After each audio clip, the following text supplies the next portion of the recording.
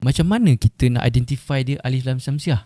Okey, baik. Sebenarnya alif lam ni, alif lam ta'rif ni dia ada dua bacaan. Satu alif lam syamsiah, satu lagi alif lam qamariyah.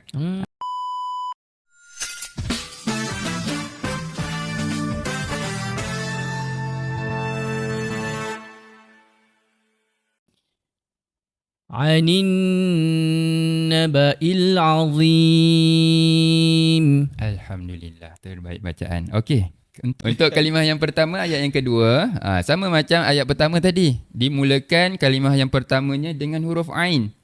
Pastikan, nampak? Bila kita bincang ni, dia akan perkara yang berulang-ulang je kita jumpa. Sama je kalau kita bertalaki, kita baca Al-Quran, kita akan jumpa hukum tajwid yang berulang-ulang. Maka kalau ni satu tips lah, kalau kita nak mahir tajwid, maka perbanyakkanlah bacaan. Maka kita akan jumpa berulang-ulang kali hukum tajwid yang sama sahaja.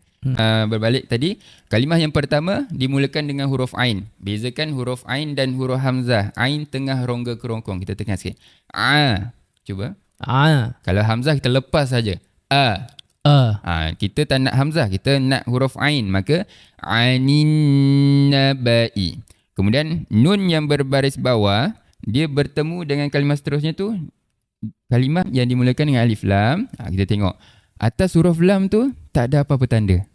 Kosong. Okey. Dan selepasnya ada tanda sabdu, huruf yang bersabdu. Maka kat situ adalah bacaan alif lam syamsiah.